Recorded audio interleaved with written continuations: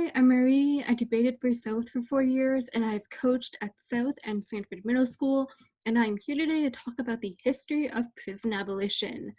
So to understand what prison abolition is, we actually have to go all the way back to the abolition of slavery. You probably know that slavery was made illegal in 1865 with the 13th Amendment, but you also probably know that abolishing slavery didn't fix everything. Obviously, we still have huge problems with structural racism in the US today. And so immediately after slavery, one of the big problems was that Black people weren't given land or money to compensate for all of the unpaid labor they had done. This led to a system of sharecropping. Sharecropping is where a white landowner would rent housing and land to grow crops on to formerly enslaved and sometimes poor white people, and in return, they would take a portion of the crop, and they would also charge rent. However, the landowners charged way more rent than you would make sharecropping. So this just trapped Black people in debt and prevented them from making any economic gains. Along with and after sharecropping, we get enforced segregation, which is also known as Jim Crow or Jim Crow laws. This basically just meant that Black and white people were separated and given unequal opportunities. This was seen in schools, in housing, in trains, walking down the street. Black people were expected to step to the side for white people. We also get the rise of white supremacist groups like the KKK, which used violence and murder to terrorize Black communities. Segregation and white supremacist groups obviously still continue today. What we have also seen today is a rise in mass incarceration. What mass incarceration means is that in 1970, there were 200,000 people in jail and prisons. A large number, not astronomical, but still a lot of people. Today, there are 2.3 million people in jail and prisons. We are the world's largest incarcerator, which means that we have the largest prison population despite not having the largest population as a country. What this trajectory from slavery to sharecropping to segregation to mass incarceration should tell us is that slavery never really ended. The abolition of slavery didn't actually work, it failed. What happened was that the institutions that kept Black people down and white people up, they just transformed, they just changed. We call this the slavery prison continuum. And that means that since slavery wasn't actually abolished, this should frame our understanding of why we need to abolish prisons and why we need to abolish policing today. A term you're going to hear a lot in any conversation about prison abolition is prison industrial complex.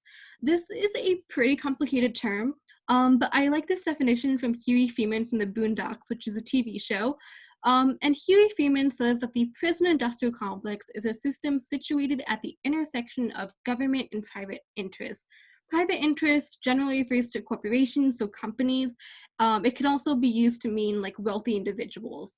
What Huey means when he says it's a system situated at the intersection of those two interests is that corporations have a really big interest in maintaining the prison, maintaining prisons and even growing prison populations because they use prisons for unpaid or really cheap labor, like 15 cents an hour. Those corporations include McDonald's, they include Starbucks. I believe Walmart has used prison labor. And they also can create private prisons, which generate profit. The government also has an interest in maintaining the prison industrial complex for a variety of reasons, which we'll get into at a later lecture. Huey continues by saying it uses the prisons as a solution to social, political, and economic problems. So what are those social, political, and economic problems? That could include anything from housing to it can include anything from like mental health issues to homelessness to a lack of food. So a food desert, it can include not making enough money to buy food or buy housing. And instead of establishing like organizations and policies which could fix those issues, things like accessible mental health care for everyone, things like a living wage for everyone, we just send everyone to prison. Prison is the solution for everything that is wrong in a society, even though it was never intended to be treated that way. Maybe it was actually. Also something to get into later. And it doesn't actually solve any of those issues. Huey continues that it includes human rights violations, the death penalty, slave labor, policing, courts, the media, political prisoners, and the elimination of dissent. That is pretty straightforward. Political prisoners are people who have been imprisoned by the government because they disagree with the government or the government's policies. The elimination of dissent includes political prisoners and basically the idea that the government has the ability to kill or imprison anyone who doesn't agree with what they're doing. Now that we know all of this, what is actually abolition? Critical Resistance is a pretty big prison abolitionist organization, and they give us this really nice definition. They say that abolition is a political vision with the goal of eliminating imprisonment, policing, and surveillance, and creating lasting alternatives to punishment and imprisonment. Pretty straightforward. From where we are now, sometimes we can't really imagine what abolition is going to look like. When we grow up, we are trained to call 911, to call the police if anything bad happens to us or if we see anything bad happening. When we grow up and we watch people who commit bad things, and we watch them in the media specifically, we see them usually in courtrooms or exiting courtrooms. We see them in orange jumpsuits, and we see the only two solutions to what they have done being prison or not prison. When you grow up with that mentality that is so locked in, it can be really hard to imagine a world that doesn't have those, and imagine what kind of organizations, what kind of policies, what kind of community actions we would be taking in a world that does not rely on prisons and policing. And so what this means is we have to do a lot of work imagining what prison abolition would look like, what police abolition would look like. But it's still really important work to be doing, because the point is that when people come out of prisons, even they go back to a really tough situation. They go back to a place where it's going to be hard for them to find housing or a job because they have a criminal record. And because of that, it may be just really easy, and it may be even necessary for them to go back to crime to survive. We've seen recently why policing is not safe. It does not work for all communities. It does not serve the interests of all communities, and it actively inflicts harm, actually, on the people that police are meant to be serving. With all of that, it becomes really imperative, meaning it becomes really necessary, really urgent, to begin to imagine what abolition is going to look like and work towards a world without prisons and policing, even if we aren't certain, 100% certain, what that world is going to look like afterwards. So prison abolition has been around for a while as a concept, but the person who brought it to mainstream media was definitely Angela Davis. So Angela Davis is an awesome person. She is a professor, an intellectual, a Black radical, a former member of the Communist Party, probably the most prominent advocate of prison abolition today. She rose to fame in 1970 when she was charged with helping the Soledad brothers escape a courtroom using armed violence, meaning using guns. This escape resulted in the death of 3 people, partly allegedly on the Soledad brothers, partly allegedly on, I believe, the prosecutor in the courtroom. After this incident, she fled and kind of traveled across America. She wore some disguises, but she was eventually caught by the FBI and tried. After all of this, she was determined to not be guilty unanimously by the jury. She's known for this incident. She has done so many interviews, so much work for Black radical, communist, and prison abolitionist movements. She co-founded Critical Resistance with Ruth Wilson Gilmore, another really prominent prison abolitionist, which is an international prison organization and definitely one of the most well-known ones out there. The other big catalyst for bringing prison abolition to the mainstream was the Attica Prison Uprising. So the Attica Prison is a prison in New York. At the time of the uprising, it had really horrible conditions. There was no medical care in the prison. It was super overcrowded. Prisoners had access to very little food, and the food they had access to was not nutritious. It was not well made. It was really not intended for human consumption. But the prison uprising was triggered when it was rumored in the prison that the guards had killed a prisoner and were seen taking a limp prisoner who was not moving back to a cell. And so the prisoners took the guards hostage and made a series of demands on the government and the people who controlled the prisons. These demands included just basic things like better living conditions and better food. They also included things like amnesty, which is legal protection in case the government had tried to charge them with additional crimes for what had happened during the uprising. And they were actually in the process of negotiating with the government, which is pretty exceptional. But the New York governor stepped in after a couple of days and was like, nah, negotiations aren't working. I'm not seeing any way out here. And he ordered the state police to go into the Attica prison and retake it. What this meant is that helicopters flew above the prison and dropped tear gas everywhere, and police went in and they shot everyone that they could see. In the end, 39 people died, even though no one in the Attica prison was known to be armed.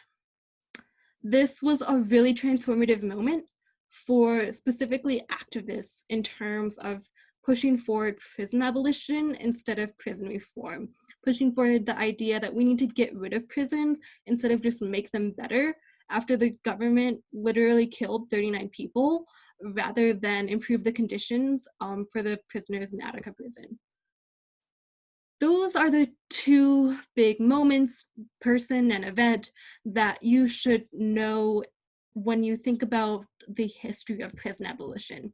But when we think about what abolition could actually look like, there are two big groups that you should know as a model for what an abolitionist future could look like for communities in America. The first is the Black Panther Party. They were founded in response to police brutality.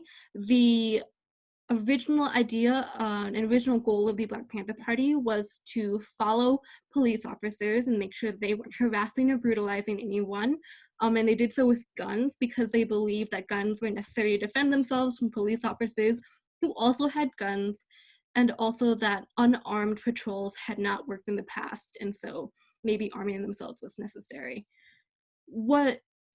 That's what they're most well known for. When you think of a Black Panther, what most people think of is a person with like a leather jacket, an assault rifle, probably a beret. They probably think about pretty violent imagery. But what we don't think about and what we don't talk about enough with the Black Panther Party was that they implemented a lot of social service programs in their communities. They had free breakfast for children. They taught schools with culturally relevant education in a time where public education had no knowledge of Black history or had a very misguided, very bad version of Black history. They handed out free clothes for people. They had an ambulance that they sent around the cities. They had a medic program. They had drug rehab programs. They founded an immense amount of organizations and infrastructure in areas where the government was lacking and not providing for the Black community. And I've listed on this slide their 10-point program. And I suggest you take a moment to just pause and read through it because it illustrates for you what the Black Panthers had visioned for themselves, what they had envisioned for themselves as a world in which there wouldn't be incarceration and there wouldn't be police.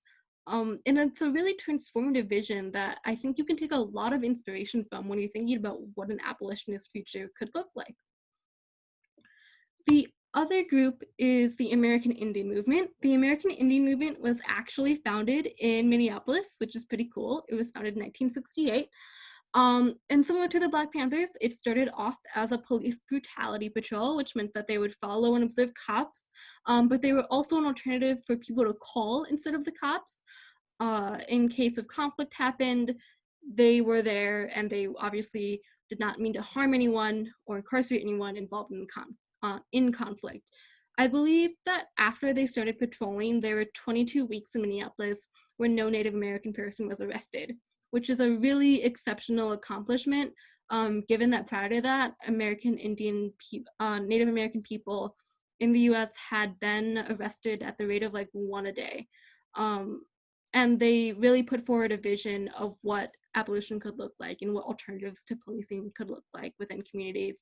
But similar to the Black Panthers, they also established a lot of social service organizations. They started schools. They co-founded the Legal Rights Center to provide legal aid to people, which is still very active today. They provide free representation for thousands of poor people in Minneapolis. And if you were at a protest for George Floyd, the LRC number was probably the number you wrote down on your arm in case that you were arrested by the cops and need legal representation. So they have a really immense capacity. They also founded the Indian Health Board, which was the first organization, health organization for Native Americans living in cities in the US. Both groups were really obvious in their goals of pairing these community support systems along with abolishing the institutions that inflicted harm on their communities, because they recognized that need for positive abolition along with negative abolition. I've included on the slide also this 20-point demand that they presented to the President of the United States. I forgot which one, but it's called the Trail of Broken Treaties, and it establishes a lot of specifically Native American concerns about sovereignty, restoring broken treaties, and generally creating a better future for Native Americans. Or perhaps you could look at it as repairing all of the bad stuff that the government has done to Native Americans in our history. If you want to learn more about prison abolition and police abolition, I will have a couple more lectures coming out about the general history and also abolition in debate as a critique and an argument. But right now, I would recommend that you look into these resources. They're all pretty accessible. None of them are like really long books. The first is the 13th, which is free on YouTube and Netflix. It examines the history of mass incarceration, and also talks about the loophole in the 13th Amendment, which said that you could still technically be enslaved even if you were convicted of a crime. Pretty big loophole. There is the Beyond Prisons podcast, which is a prison abolitionist podcast. The people they interview are a combination of activists and academics. Some of the academics can get kind of wordy, kind of really academic sounding when talking about prison abolition, but it's still generally pretty accessible and something you can just turn on your phone, on Spotify or Apple Podcasts or whatever, and learn a little bit about what the prison abolition movement is doing today. 8toabolition.com is a useful resource if you're still having a lot of trouble trying to imagine what an abolitionist world would look like. I think it's worth mentioning that 8toAbolition is not necessarily supported by all prison abolitionists as the model of what prison abolition would look like. Some prison abolitionists disagree with some of the demands that 8toAbolition makes, but it's still a really good resource for sort of thinking about what we can do in the present to bring abolition into the horizon of possibility, into what we could reasonably do in the future. You can also read The Struggle to Abolish the Police is Not New. This is a short article by the Boston Review. You can quickly Google it. It'll pop up. It talks about police abolition specifically and how it intersects with prison abolition. And it's an interesting take if you're interested in learning more about that side. I hope you continue looking into this, even if you don't agree with prison abolition or its ideas. It's going to be a really important topic to learn and think about this year of a policy debate and in this moment generally. Thanks for giving me your time.